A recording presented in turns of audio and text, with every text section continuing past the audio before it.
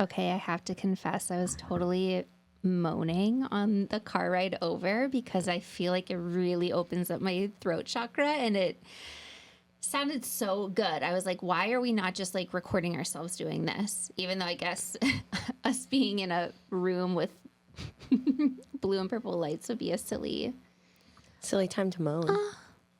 It sounded better than that, I promise.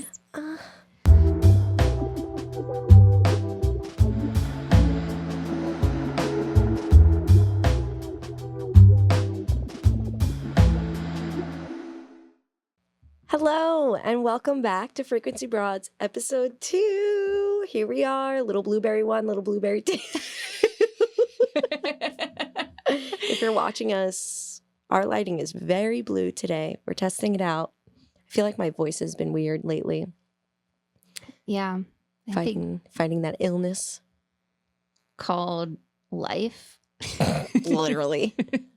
Called integrating very intense energies. Oh my God. Okay, wait. I know the first episode, and these are coming out a little bit later, so we're going to be behind the times a little bit when we're talking about this, but I know I was mentioning solar flares, but we had a fucking another one, and it was even bigger. And I feel like the first one was very mind-body. I had a lot of downloads, a lot of shifts in like the way I perceive reality, and a lot of physical things were happening. I think that's why everyone got sick. And this last solar flare I felt was energetic and emotional. And like everyone was like feeling high levels of emotion and like weird energy in the space. So I'm interested because I think I was telling you this potentially, or someone. I'm always telling someone something. I never shut up. But thank God you have a podcast. I was just talking about that yesterday. I was like, I'm so good for a podcast because I don't shut up.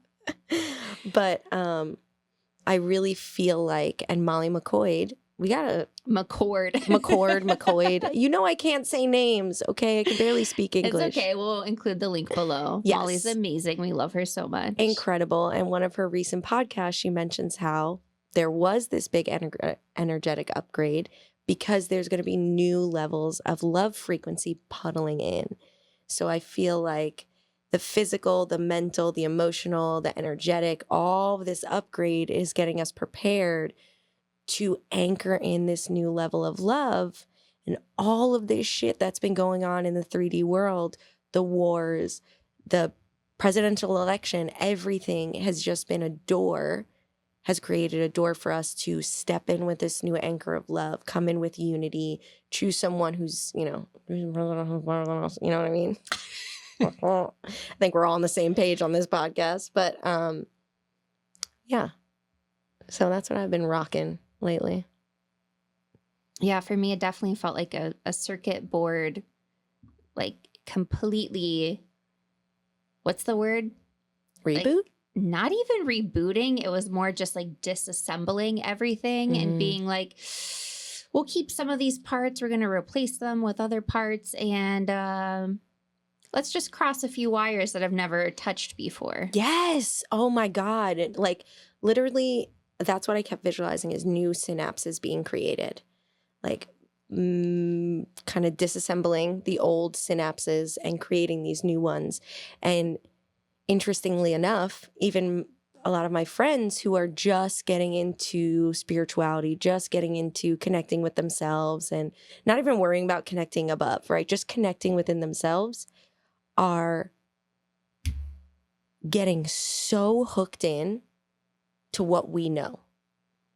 It's, and it's what we... Did you hear that? Is that your throat? Yeah, it went... I'll get that confirmation. Thank you very much. But I feel like, and we've talked about this before, carving out the path for those next. And I feel like we've created the superhighway. And now they're just hooking into the superhighway and being like, oh, for sure, this cosmic knowledge. And I'm like, cool. Because when I started, it was like ghosts and feelings. And now it's like, oh, aliens, for sure. It's wild. And I love it. I love that the hook in is so effortless because I wouldn't wish the difficult path on anyone. And it doesn't have to be that way. And so I'm so excited that we're at this point in time where we just get to give little nuggets of inspiration and truth and just sparks for people to ignite what they already know within them. Mm-hmm. Do you know what a kid said to me today? He came up to me. He's been talking a lot about how he will get on autopilot and then he doesn't even know what he's doing. And people are like, why'd you do that? And he's like, what are you talking about? And then he's like, oh, shit, I am doing it right now. And I was like, yeah, you know, like, I know that feeling when I'm driving to work and I'm like, did I run any red lights? Did I like, and then he comes up to me and he goes, you know, I have this theory that just came to me. I said, yeah, what's up? He goes, I think that we know everything and it's just about remembering. And I was like, what?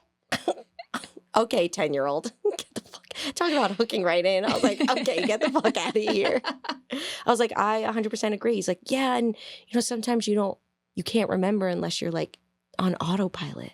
And I was like, right. Cause it's in your subconscious and you're not accessing that until you're in that autopilot, meditative, clear-headed space. So freaking cool. Yeah.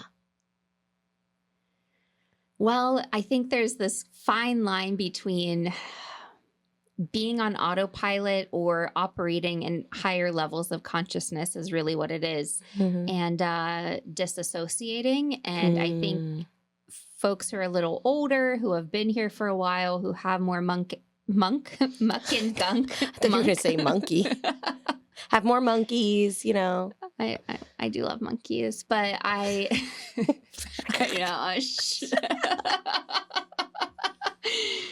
These headphones do not want to stay on my head today. I know, mine are kind of slipping too. These damn kids. I'm like, hold on one second. Oh, there we go. Nope. That is what it is. Anyway, go ahead. Monkeys.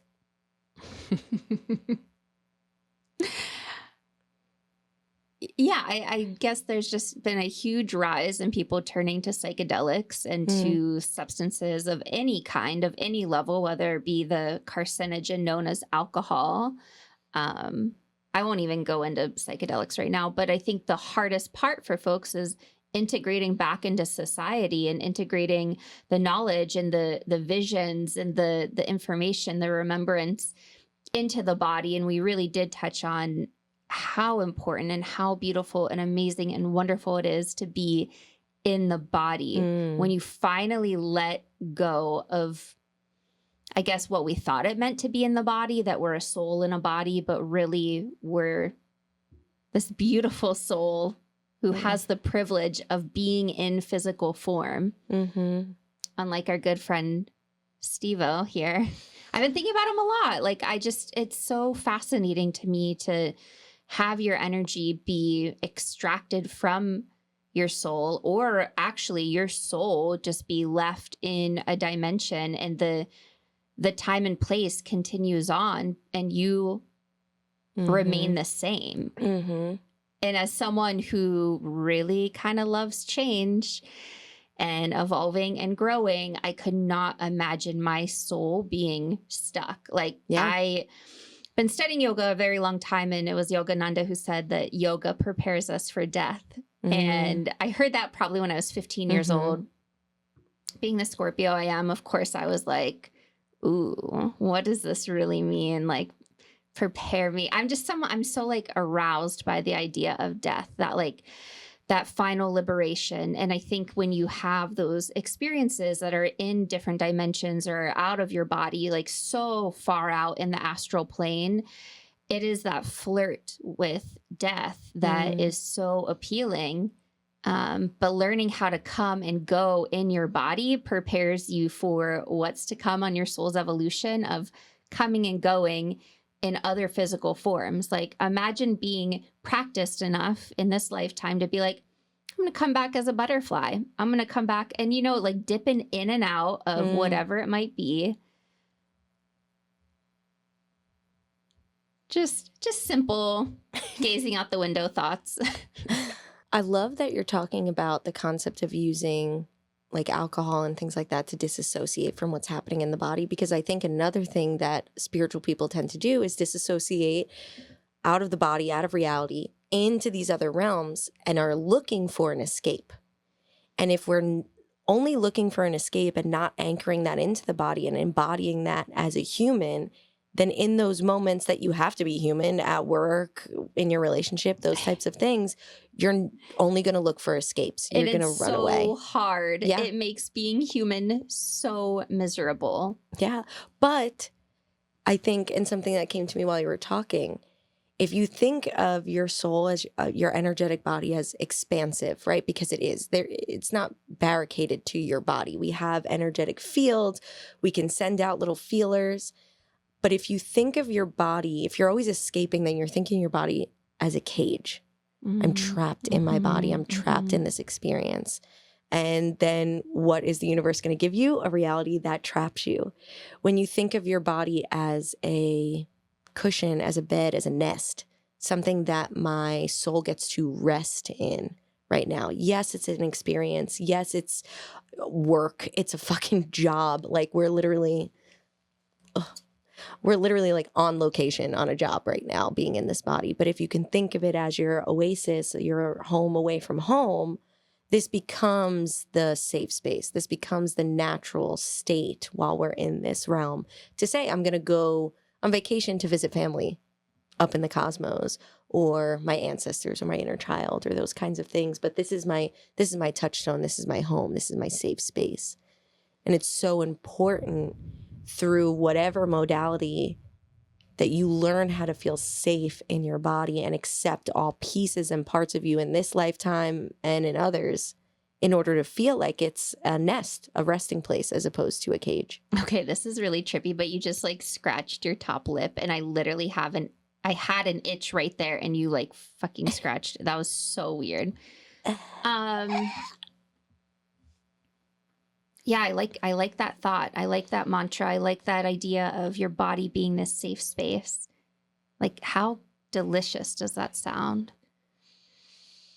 And when I was brainstorming some topics and just ideas for this season, something that just kept coming through was this whole HSP, highly sensitive person. I had no idea it was like officially a thing. Like I didn't know it was like deemed in the early 90s, I believe, by, who was it, Elaine Aron. So it's official. It's a thing. We're not just making this one up. And what I found in my research that was so fascinating was that there are often overlaps between the same symptoms as ADHD, narcissism, autism. And I think highly sensitive folks have kind of been in this place of like, am I autistic? Am I ADHD? Am I, all these things. And I think there's just been a lot of just stuff on social media making a lot of people feel like they're any which of those things, or calling other people any of those diagnoses. But really, to be a highly sensitive person is the ultimate gift. And if you are someone who's interested in reaching other dimensions, in communicating with spirits, in experiencing a totally different reality than the majority of our ancestors ever got to experience, you're already ahead of the game. And I think for the longest time, I deemed it as such a setback, as such a curse. And I'm really leaning into this blessing and this gift of how attuned I am. And how good it feels to get to experience such a deep level of my senses and my senses beyond the 5, right? It just is so, it's such an honor. HSP, baby, you know me. My grandma, shout out Yaya, she gave me a book called The Highly Sensitive Person. And I think there might have been, I got this years ago, and I actually gave it to a friend of mine. I'll put the link below because it is great. It's an early book, but I think it has like a quiz in the front that's like, are you a highly sensitive person? And, things like that, I say, be wary. It's similar to people being like, put a finger down if you put a finger. Oh, look, now you're autistic. Like, yourself. And for whatever label that you feel helps you identify and learn yourself, that's beautiful, with the reminder that a label is a label until it no longer works. And that's okay, right? it's you evolving or you even coming to a better understanding, right? I'm sure both of us were deemed, and I passed the test, deemed highly sensitive people. And it was a bad thing. You're super vulnerable and weak and sensitive. And, you know, even my mom, love her to death, but she was not a highly sensitive person in that regard. Highly sensitive in the other 5 senses, but not really ours here, or very emotional. So she'd be like, you cry with the change of the winds or a drop of a hat. She's a Taurus, right? An Aries. Oh. Okay, Mom, you hear that? Okay. But it is a blessing when you learn to utilize it well, because it does become very overwhelming, whether it's in the physical 5 senses and you're highly sensitive to stimuli, smell, sense, sight, light, touch, or whether it's 5D, which was more my mentality energetically. Once you're tapped into that and open up, I was picking up on everybody's teen angst plus my own. And that became extremely overwhelming because I didn't know what was happening and I couldn't identify that it wasn't mine, but it felt so foreign. I'm like, I have this feeling, but then like this one, I feel it, but it doesn't feel like mine. So it can be really, really overwhelming, but it's a tool nonetheless. Every challenge that you have on this earth ultimately is to refine a tool. So how can we use, or even just maybe explore a little bit more what it means to be a highly sensitive person in order to use it as a tool? As I hear footsteps above us. Always. He was very upset we didn't bring the EMF reader today. Next episode. Gosh. I'm like, why am I so sensitive right now to the fact that like I have my period and I look like a fucking beluga whale on this video right now? Which is amazing because you don't at all. And the power of God. perception by how you feel is like definitely in a woman's detriment. But at the same time, the sooner you just accept it, I mean, yeah, you look beautiful. And Thank you. and it's so crazy because I'm like, you look the same to me. Oh my God. I know. But to me, no. Because I feel different in my body. So it's going to change my perception of everything. Right? And using your cycle is a great example for those who have a cycle. Mine was a fucking like 6 days late this month. Was not fearful. I knew what she was doing and you knew it too. She was upset that she was not aligned with the new moon anymore. And she was like, we will wait. And I said, fine. But if you don't come by the new moon, girl, then we freak. But that whole week where I was supposed to have it was there were such deep sensitivities, overthinking, anger, sadness, just like low energy, high energy, like on this roller coaster, because my body was shifting physically, energetically, emotionally because of the hormones. And it changed my perception of everything and everyone around me. Thankfully, I was able to continuously remind myself and be cognizant of like, okay, you're in this space here of being highly sensitive to everything. And even being able to communicate that, whether it be to the kids, like, I'm going to take it out on you if you don't get your shit together. Or I was having a discussion with teachers about something and I literally looked at them and I said, I have 0 empathy running through my body right now. Whoa. Which is not like me.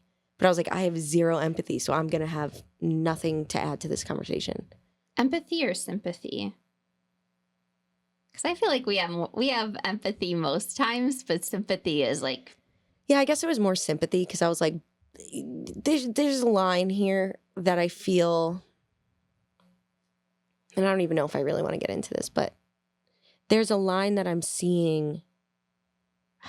It's the swing of the pendulum, right? So it went from like, we're going to be really strict and not allow any emotion to come. And now it's like, we let all emotions rise and like change the world because you're having an emotion. And it's like, woo, there's a middle ground. We are responsible, whether we're a highly sensitive person or not, we are the only ones responsible for our emotions. And I feel we're swinging in a space where the world is now responsible for our emotions because we're so aware of mental health.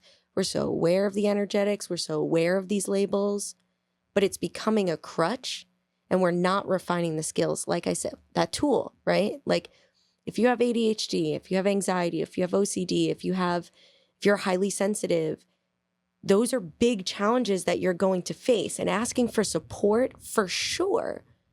But if you're not asking for support, the world is not going to come at your beck and call. That's on you to step up, figure out what support you need and ask for them. Find places where you can get that if you can't give it to yourself. And I feel we're swinging in this direction where it's like, whoa. And maybe this is me only just gaining a little bit of sympathy back. But I'm like, no, like these kids can't have a full hour to have a meltdown. We need to have a middle ground of like, you need to have your space to let your nervous system run its course. But then you have to find the resilience. You have to refine the tool of, well, that nervous system was let's say a trigger, but it was really a message. And it's about letting that ride and reading the message and getting back into reality. We can't take ourselves out of reality. That's the whole point here. If we give in to the weight of being human, you're not running your fucking course. You're not doing your fucking job. You said pendulum, and something Molly McCord had mentioned on an episode this week is that there's a lot of spikes in energy. So high highs, low lows, but the idea of picturing them on a graph as like those spikes, right? And that's totally how they feel because they're so sharp and they're so penetrative to the deepest part of our wounds and our traumas. And it made me realize, you know, a lot of highly sensitive people, yes, you can definitely be born this way, but I think for most of us, it stems from trauma. So you get this gift of being attuned, but at the same time, you have the responsibility to face and heal your trauma. And of course, as you said, that comes in the form of regulating your emotions and giving yourself, I know my body at this point that I need, if I'm having a moment, I need 24 hours and I will feel completely better in 24 hours. And I now give myself permission to rest guilt-free because I know at this point it's so extreme that I cannot function. I cannot pretend to function. If I do have to function for work, it's like at an hour at a time. And I am like away from my computer after that because it's not serving anyone to keep pushing and to then, you know, break through what we've been programmed where it's, you know, I love this, the do-do-dos. No more do-do-dos. Yeah. And I hear what you're saying about having that 24-hour. And I know I said we can't give 20 hours to these kids. But what I'm seeing in this pendulum swing is that there's no guidance. Yeah. And that's the challenge here. Right. We're learning it ourselves right now, too. And to be able to guide children on how to do that and do it quickly, just like your friends who are hooking in. I love where you're going with this. And I'm not saying that, you know, these children should be able to do it on a dime. But what I'm seeing from parents and teachers alike is, okay, they're having a moment. We just need to give them that. And it's like, well, if that child, and some do and some don't, if that child doesn't have the tools to regulate and doesn't have the tools to build resilience, and you're just stepping back, you're not helping them. You're now perpetuating that, because what you're doing is solidifying that synapse in your brain that when this happens, we get spiked and we stay spiked. Yeah. Instead of saying, okay, we're going to allow the spike to happen.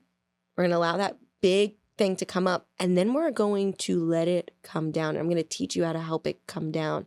Listen to the message, not go all the way down, but now come back to your base. And what I'm seeing is and maybe it's because adults don't know how to do it either. And they're like, I don't know, but all I know is I wasn't able to have emotion when I was younger, so let me let them have emotion. And that's beautiful and that's great, but I think we need to take a step now in the direction of guiding those if you have the skills to do so, which is why I'm so grateful to be in my position in my school. And I think some teachers get a little thrown off when I'm like, well, no, they can't. No, they just can't do that. Like, I understand your nervous system spikes, but you can't just scream at someone. Now, am I going to get you in trouble? No, I'm going to pull you aside and teach you. Third, fourth time? Yeah, then maybe it might be a problem because, hey, I'm trying to teach you and you're not showing any effort. Now, if they're showing effort and it's small improvements, that's a different story, right? But when we get coddled, enabled to respond to the world like that and think the whole world is going to stop for us, that's not how the world will ever work, because something that Eben says during his sound journeys is, you are the center of the universe. Everything stems from you. And I think that's true. I think each and every one of us is the center of our universe. And if we expect the universe to stop for us instead of us controlling that universe and perception and reality. Do you hear that, Steve-O? That's how we make the shift. That's how another download I got real quick. I know I'm going off right now, but another download I got was the concept of, it came through to me, and I think I'll get more about this. Maybe we'll do an episode on like energetic work, but you know, like the like Pink Floyd, like triangle, like void into like the rainbow. Oh yeah. Right. And everyone, myself included, was that, right? The triangle, black void, and then into the rainbow. And that's how things can run. But truthfully and honestly, light is attracted to darkness. So it's actually running the opposite way. That creative spark is coming into the void to create something, to give it that spark in the dark. Right? So if you're thinking about how I'm being highly sensitive and now the whole world needs to stop and coddle for me, it's like, how do you shift within yourself so then the reality can shift without it or without you? Externally, I mean, not without you not being there. And all we can really do at this point, and maybe for your role, it's very different because you have an influence on young children. But for me, having to interact with grown-ass adults, all I can do is be this walking example of a regulator. Like I want to call it a regulator. And not regulating for others, regulating very much for me, but representing this new way of going about expressing emotional intelligence that honors my boundaries. And I think as young children, they don't understand boundaries. As adults, we don't even understand boundaries. And I pray to God that we are the last generation that has to go through figuring this out the hard way. Well, I think we've been talking about in previous seasons, probably from season 1, the paradigm shift from, growth from trauma to growth from creation. And I feel that we're starting to see the embodiment of that. Like when I'm watching my friends hook in, they're not hooking in because they're trying to do healing work. That comes with it, of course. But they're hooking in because they're like, oh, it feels really good to like paint like this or move my body like this. And like, wow, this brought this up for me. And I really feel like I want to explore this or that. And it allows them to tap into this creative force instead of this traumatic force for movement. Right? Because both are moving energy. So it does help shift and awaken things in the body. But wouldn't you rather the more pleasant one? Yeah. Oh, yeah. Yeah. I actually played the remote viewing game that Andrew and I played a lot with my friend last night. And I didn't take her through the meditation. I was just like, you know what? We were just talking about it. I kept getting that she should try active writing. She's like, really, 2 of my friends were like, I feel like this is my time where it's just going to like burst open. And I'm like, yeah, that's the energetic upgrade we're all feeling. And then the new downloads coming in. So we did this game with remote viewing where you put 3 random objects in 3 bags, brown paper bags, so that way it didn't distract you. And I just said, you know what, instead of doing the whole kerfuffle, I said, just focus on one. And when you're ready, draw or write or anything that comes to mind, just put it on the paper. Don't try to make sense of it. Don't try to connect the things. Just go for it. When I tell you last year, this girl was like, what's a chakra? And this motherfucker drew the exact shapes that were in the bag. A hair clip, like the pinchy part, and then that, and then strands of hair. That's so beautiful. For a square crystal, she did all this like square grid work. And then I put a fucking crocheted cat in there. And the first thing she drew was a cat ears. Like triangle, arch, triangle. Okay, that just gave me chills. And then a circle with like weaving in it. And I was like, Jesus fucking Christ. She was like, this is so much fun. I feel so connected. Like, and it's all through creation. It's all through lightheartedness. And I feel like when we're highly sensitive people, we tend to feel like everything is a chore. Mm-hmm. Mm-hmm. And when we can start looking at it as a skill builder, when we can start looking at it as an opportunity for creation, even if it's, I'm overstimulated, let me create a sacred, safe place. Ooh, I love that. Right? I'm overstimulated, my senses are spiked. Let me create calmness in my nervous system and grounded. Right? You're feeling the energies in the room, in yourself, from your ancestries and your epigenetics, everything. Use it. What is it trying to show you? These things don't happen for no fucking reason. It's either happening because they're trying to give you a sign externally or awaken something internally. Or it's just for the sake of the experience. But it really is a flex. It's a tool. Mm-hmm. It's a practice. And this is a practice I align with far more than meditating. And I think that's the other thing that I realized is that meditation would not really do it for me because I needed to get out of my head. I needed to get out of my sensory perception of everything stimulating me. And I needed to more align with what's going on in nature. And that's why walking was really my greatest form of meditation. Mm-hmm. Being a highly sensitive person myself, I wanted to share one of these downloads that came in recently that really just fucking rocked my socks and changed my perspective forever, was the concept of, and I've talked about it before, my fear of abandonment. And I had this duality playing in my head because my definition of fear of abandonment was you are leaving me physically. You're going to leave me. I'm going to be alone. But that's not what it was about. And I didn't realize that until I got this download. It's about feeling alone, feeling like you're not going to show up the way I want you to. You'll be there physically, but not the way I want you to.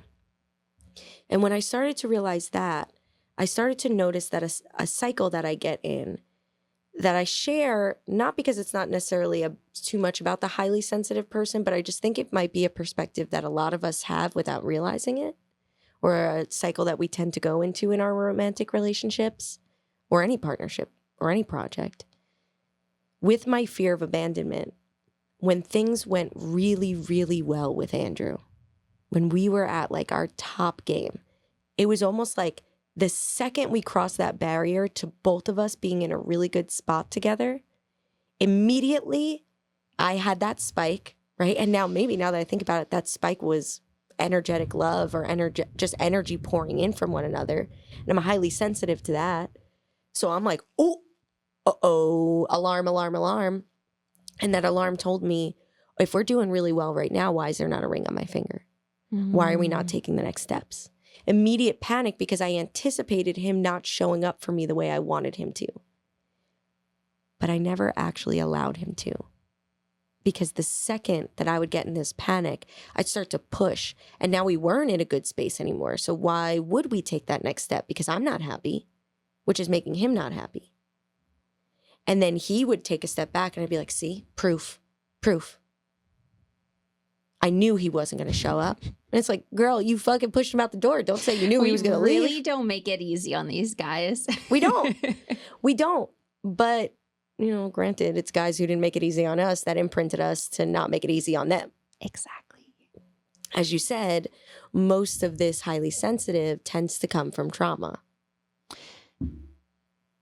My question for you is, when you experience that spike and that's ultimately your body being unable to fully receive and perhaps an issue with vulnerability in a way that you can receive it when it's safe, when it's from women, but when it's from your mans, Why Doesn't does feel why safe. does that change?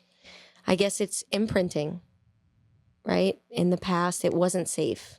It didn't show up the way that I wanted to. And led to disappointment. And led to disappointment. So I anticipate the disappointment and take action now that then causes the disappointment. I'm literally setting myself up for failure. I'm creating that fucking disappointment reality. So now when I feel that spike, I turn to Andrew and what I say is, you feel that? And he goes, yeah. And I go, okay. We both feel we're safe. We're good. And we have been so fucking good because A, I'm not anticipating him flopping out, which is giving him the opportunity to step up. And B, I'm being fucking present. I'm not sitting here thinking about the traumas and how men have showed up in the past. Yeah. I'm not sitting here and worrying about what the future is going to look like and how I need to make these decisions. I'm right fucking here. And fully embodying this spike. And saying, okay, well, right now, this spike feels pleasant. Are you feeling that? That feels great. Right now, this spike feels unpleasant. I need help. I'm not feeling good. And it's so funny because I imagine us kind of ripping the spike out of our system and using it as a dagger. Ooh. And throwing these daggers, right? Like I just energetically am seeing this, like as I am holding this like amethyst dragon's tooth. Yeah, because it just feels like I'm going to poke this but like, what has that ever gotten you? Or And even... has it? I mean, go ahead. Well, I was going to say, when you said poke it, I felt like you're popping that perception. That's what I got from it. Because immediately when I went for a walk and got that download, I came home and I was like, bro, can I tell you this thing that I've been doing? And it's crazy. And he was like, that is kind of crazy. And he's like, but I get it. And it was like that. Like it was over. Like I'm sure it'll creep back in every now and again, but it's done. I was able to literally burst that bubble. Or another time when I came in highly activated from something else and was getting mad at him about something small. When I went for a walk, I'm like, oh my God. Him not folding the fucking blankets on the couch does not mean that he's not worthy, that I'm not worthy enough for his love. Like what? And I just watched myself go through that and I went, holy fucking shit. That's the imprinting. And I was able to take that spike, take that huge activation in myself and use it to pop that reality. And now I'm like, I don't fucking need that. I don't need to be doing that. I just need to be present.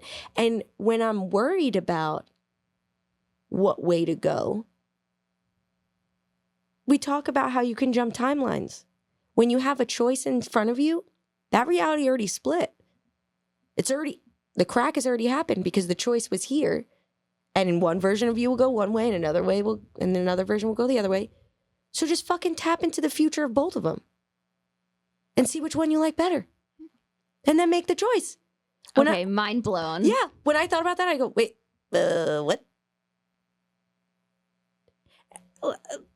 It could be that fucking easy. Take 2 seconds to take that spike and go, okay, well, if I make this choice, not like the anxiety, well, then this happens and this happens and this happens. Nope. Jump 10 steps ahead. Jump right into a year from now and say, what would that feel like if I made that choice today, a year from now? And that's ultimately conscious creation in a divine union partnership. There's so much working against us, it feels like, in this divine union concept. And you are totally passing with flying colors in a way that is inspiring so many people to be like, oh, fuck, we don't have to do it this way anymore. No. But it's about letting go really kind of your pride. You know, like instead of being like, oh my God, like I can't, like I just walked in and I was like, bro, I even told the kids that story. And I was like, guys, I'm kind of fucking crazy. He didn't fold the blankets. And I was like, this man, if he would have loved me enough. It's like, well, no. He loves you plenty. He shows you every goddamn day. He just forgot to fold the blankets today. You're good. And if my spike in energy is what needs to make the move, because right after he went, fuck, my bad, got up, cleaned the whole house. Not saying that we need to feel uncomfortable, but if we need to feel that energy spike, that highly sensitive person needs to feel that energy spike, and you get to come in and shift the energy. If you can use it as a tool, if you can communicate. I just turned around, I said, buddy, I am not in a good space right now, and this ain't helping. So I'm going to walk away because I'm going to take it out on you, and I don't want to do that. That doesn't make sense. And I actually, when I was able to realize, oh shit, okay, that stems from my father wound and the worth and all that. I said, okay, so that's inner child shit. So what am I going to do right now? I'm going to go on the fucking swings. I'm going to go chase some ducks because that's what my inner child would do. And I came back a new fucking person because who was being hurt in that moment was my inner child. Yeah. Not me. Yeah. I was going to go sit on that couch and put the blanket on myself. I'm not the hurt one. My inner child who wasn't allowed to do that, who wasn't allowed to have a house like that, who wasn't supported in that. So I gave her support myself. And allowing your inner child to have that opportunity to play is really the greatest form of transmutation. It does not have to be anything fancy. Transmutation does not have to be like ceremonial grade energy work. Transmutation is what we do with these spikes or dips in energy. Hang upside down on a swing. And speaking of kids, something else that I really realized is, speaking of like the highly sensitive person getting these traumas or these imprints, right? You go through childhood and you get imprinted.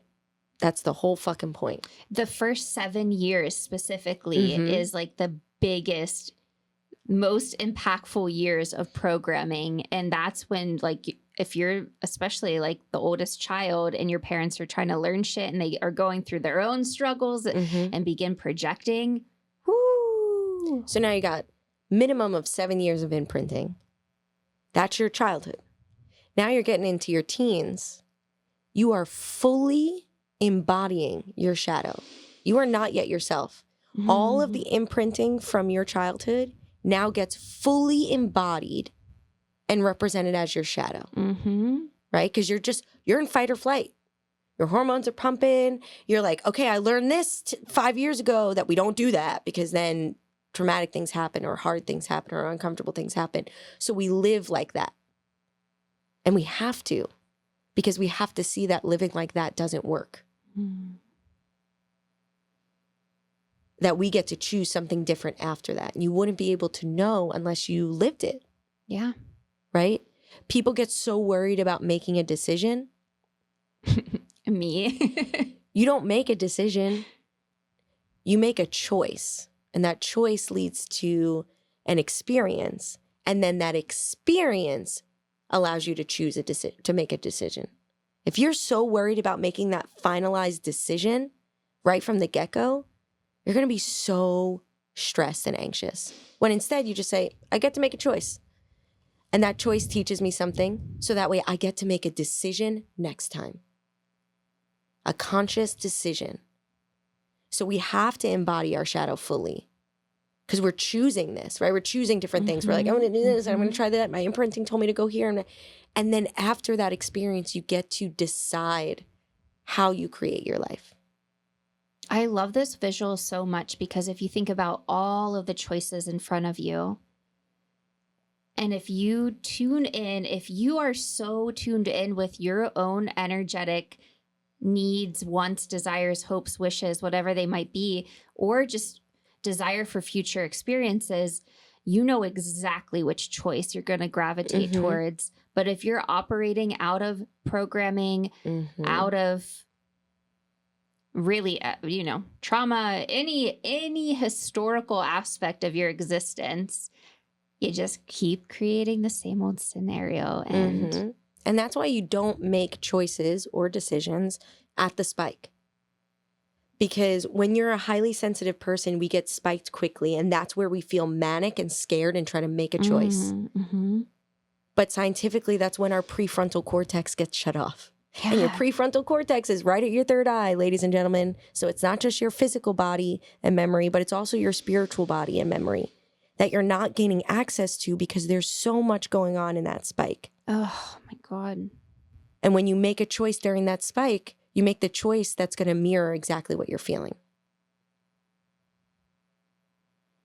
When you make a choice or a decision when the spike is down, when you're at your baseline and you can tap into your prefrontal cortex and your third eye, you can make a decision.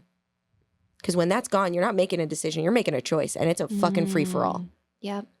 And it's usually going to lead to what feels comfortable, which is the spikes. Because that's what you're used to. The stress, the trauma. Having your adrenals totally be zapped. Oh my goodness. It is so important. It is so necessary to rest and to rest without guilt and to rest like it's your greatest gift and job and so many good things. I had a few days in a row where I was getting like 9-10 hours of sleep. And I was like, I felt skinnier. Like I felt like my system was processing things. I felt like my brain was like, I felt smart and sharp. And it was like, fuck, how many years have I just lived off of my adrenal rushes and the stressors to give me that boost of energy?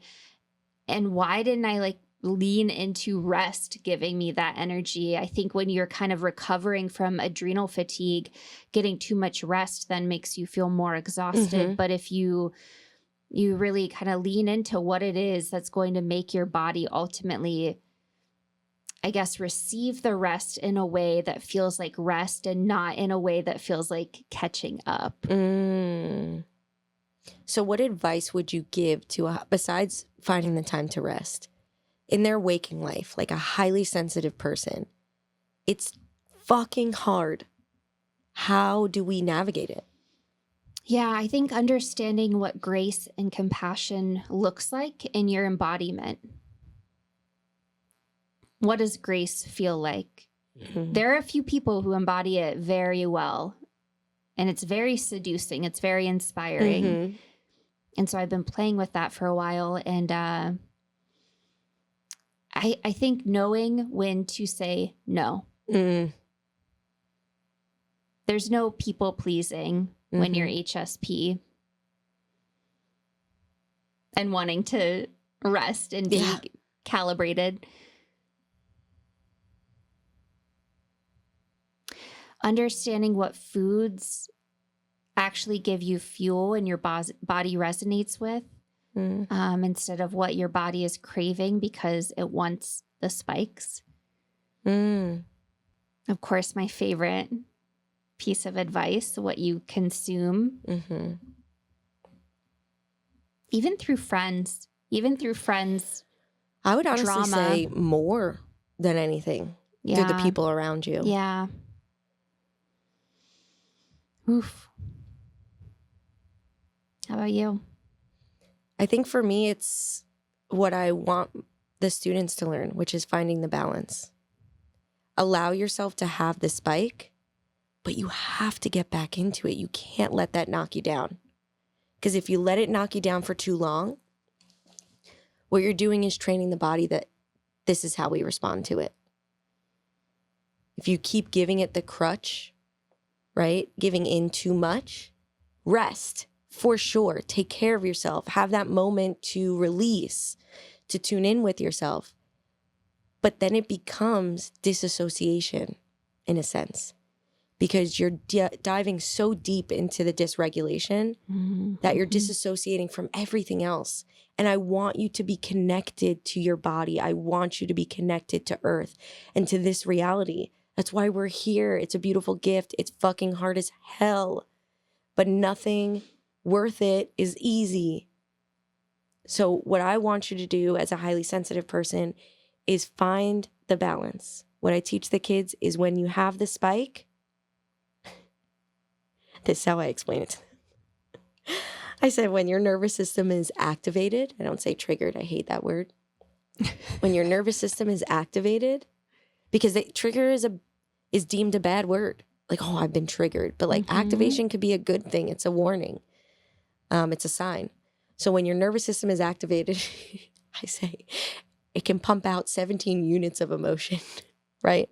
So whether that be adrenaline or cortisol or hormones or whatever, 17 units. And if you suppress it, if you don't allow the spike to happen, then you're storing those 17 units, which are stacking on top of the last 20 units, which are stacking on top of the next one. If you sit and ruminate on it, then all you're doing is pumping out the next 17 units and the next 17 units, and your body can't relax. So it's about leaning into it, resting or whatever, leaning into it, letting yourself cry, letting the 17 units of emotion run its course through your blood, through your body, through your energetic body, and then getting up and moving on. So we start to train our body that, hey, we're okay. We actually didn't need 17. Maybe next time you can give me 15 units of emotion because look, we didn't really use them all anyway. And then next time you can give me 10. And we start to create new synapses so that when this trigger or activation in the external world happens, that I don't need to have such a big spike because I'm training my brain. I'm creating new synapses to say, actually, when this thing happens externally, all of a sudden I'm finding myself deep breathing. Whoa, okay. Usually I would like start screaming, but I've taken so long to like practice when that spike comes to deep breathe that now that becomes the natural response as opposed to the heightened activation. So I offer you to find that balance. And if you're in a position in life at a job where you can't lean into those 17 units of emotion, then you make sure, you fucking make sure that by the end of that day or tomorrow, you give yourself the space to run those 17 units of emotion. Otherwise, you store it. So it is finding that balance. We don't want to lean too much in that way or the other. That's what I feel. You know, the other big factor is that I think there needs to be more acceptance for people who are highly sensitive and letting it be a normal sensation, a normal expression of being human. And so if you've listened up until this point in our episode, either you are energetically sensitive, or you know someone who is.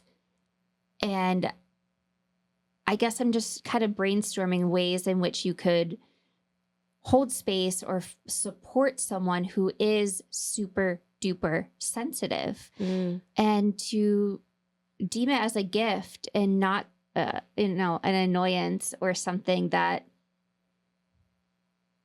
what's the word you said instead of trigger? Activates? Yeah, activates you in a way that you don't want to feel your emotions. So then you make not wanting to feel your emotions the highly sensitive person's problem. And so that compounds on them when they're really just trying to express their boundaries and their experience with you. And you are kind of just squashing them. And so be aware. Be in control of your own emotions so those highly sensitive people don't have to carry their 17 units of emotion and yours. Because they do. And we could actually do what we came here to do instead of having to do the work for you energetically. So this is a message to the highly sensitive person as well. It is not your job to process anyone else's trauma or emotion. I know it feels helpful. I know it feels better in your body to process it because you're holding on to it. You have to protect yourself. You have to give it the fuck back. Visualize that energetic cord and say, ooh, actually turn the current that way because I'm not taking that anymore. Set that energetic boundary as much as we set that physical boundary. And if that boundary is not received, run. Not even just leave. Fucking book it. Because if they can't accept yours, then that means that they haven't even processed their own yet. Yeah. And it's like, I don't have fucking time for that. No, I'm 31, bitch. No. If you don't, this is not the highly sensitive person. This is the bitch in me. I'm like, if you don't have your shit together, that's your fucking problem. How often have I been saying that lately? If I continuously give you the opportunity for me to help you, for me to open that door for you to communicate, and you choose not to, that's your fucking problem, not mine. Love you, bitch. Love you, bitch. Bye. No.